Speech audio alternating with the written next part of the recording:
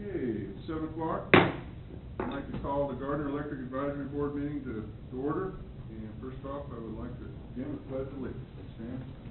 I pledge allegiance to the flag of the United States of America and to the republic for which it stands, one nation, under God, indivisible, with liberty and justice for all. Okay, Amy, are you prepared to do a roll call? This is a new part of the agenda. Yeah, I've never done one before, so. Just call the members of the board and Okay. call the names, and we'll say they're here or not. So do I just call the ones that are here? No, just call all. Yeah, Call all of them. Okay. Mark Baldwin. Lance Boyd. Here. Randy Gregorchak. Lee Moore. Here. And Dwayne Walden. Here. Okay, thank you. First order of business is the consent agenda, setting approval of the minutes as written for the meeting on May 1st, 2014. Everybody's had a chance to read them. I'd entertain a motion. I move that we approve the standing, or the minutes as written for the meeting on May 1st, 2014. Second.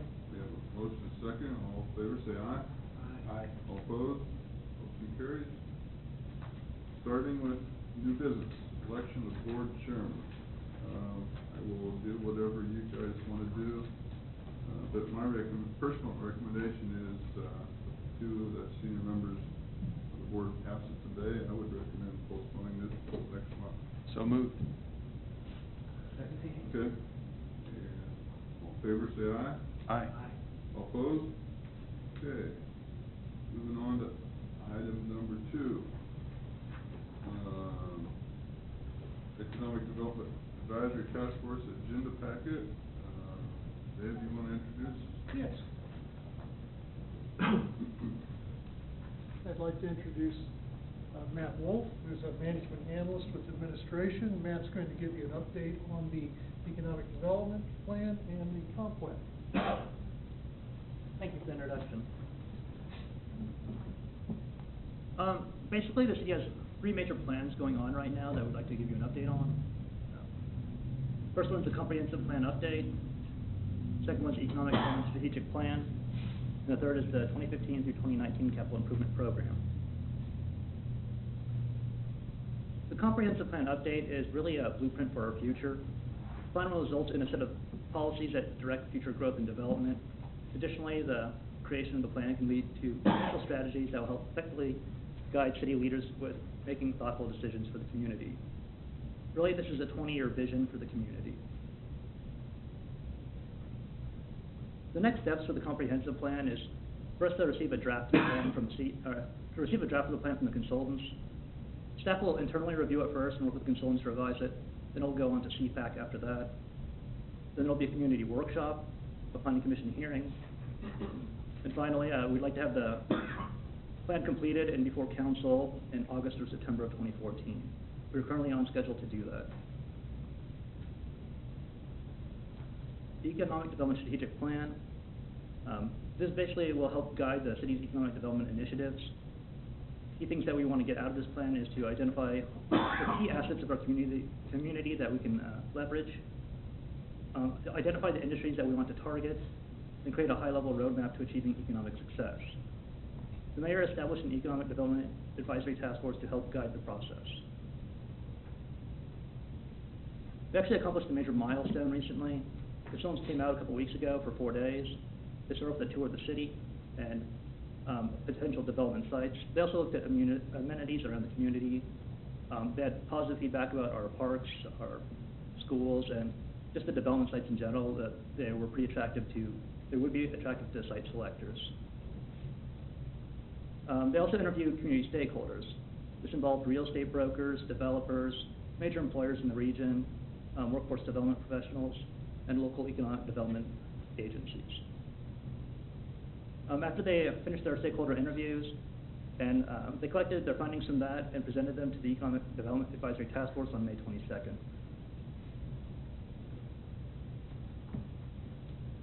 Really the next plan, or the next step in the plan is for the consultants to take all the feedback from their trip and combine it with the market research data they've been doing and draft a plan and submit to the city by the end of June.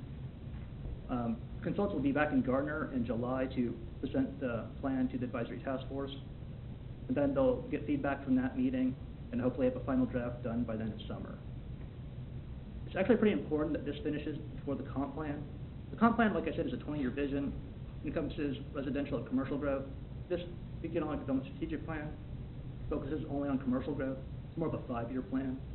And we want this plan done first so we make sure that they're all in sync so they don't have any inconsistencies with land use and whatnot. And finally, we have the capital improvement program. The city is in the process of evaluating our infrastructure needs and preparing a multi-year capital improvement program. Essentially, a good capital plan identifies all needs and then prioritizes them based on the community's priorities. And each project should have an identified project scope and costs associated with it. The process we had this year is kind of new. We asked all departments to rank their project requests. This involves first identifying needs, and then using a CIP model which had several metrics. There's benefit metrics and feasibility metrics. Benefit metrics were based on the council's priorities of economic development, asset management, quality of life, and fiscal stewardship.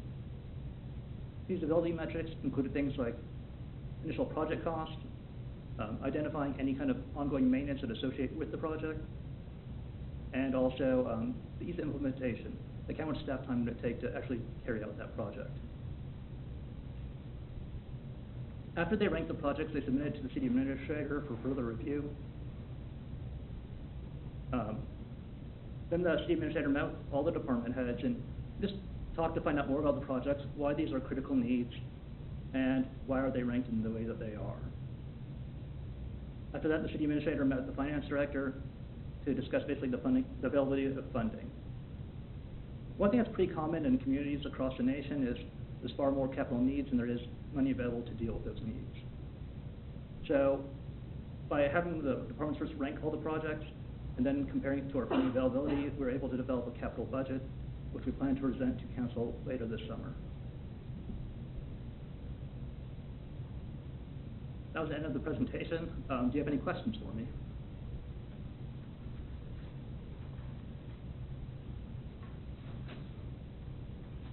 No, I just, do we have any questions for Matt? I appreciate the update. A lot of good information in the packet. I have no questions. Thank you. Thank you, Matt. Thank you.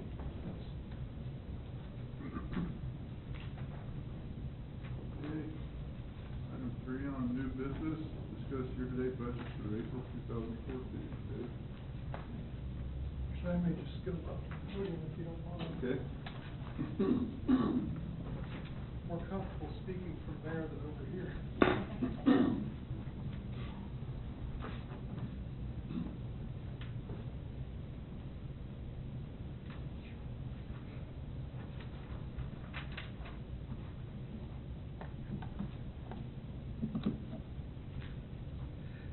As you can see, we're running over 33% of the year based on this report. Pretty much most of the expenses are overall running at about 20%. And one thing to bear in mind that the current report would have another probably $1.2 million worth of energy costs in it, so we're still kind of before the energy costs hit. One item, just speaking of energy costs, based on the current, we're getting about 49% of our power from Grand River Dam Authority, 23% of the cost is from Omaha Public Power District, 26% through the EMP1. And Dwayne, just for information, we have 4 sources of energy. Grand River Dam Authority is a hydroelectric operation in Oklahoma. Omaha Public Power District is a public power district in Omaha. They have coal and nuclear assets, but we just get a mix from them. We have a contract that will run until, I think it's 2016, I believe. I'd have to double check that. Then the EMP1 is a power pool through the Kansas Municipal Energy Agency. Gardner participates in it with Osawatomie, Garnett, Ottawa, Baldwin City. And we pool our resources, or dispatch through KMEA. And finally, WAPA is Western Area Power Authority. We get like 0.7 megawatts of power around the clock from them. Just for clarification, Dave, JRDA is mostly coal as well. Mostly coal? Yep. I guess they have the... They do have hydro. They have hydro, they pump, it's a pump up and They draw have down. pump storage as well. Thank you, sir. The other expenses, if you go through the administration, you know, it's, there's about $15,000 in KMEA and KMU dues. But for the most part, you know, we're below the percentage for the year to date. If you have any questions or anything I can clarify? Do you have any questions for Dave on the budget year to date? I don't have any questions. If not, Dave, thank you. Thank you. Okay. For the outage report, I see you had 2013 and 2014 year to date, which is good. Just a few items to look at least on the year to dates. Just a comparison of response times of outages from 2011, 2012, and 2013. We had 44 outages in 2011. The average outage time was 1 hour and 23 minutes. Response time was 22 minutes.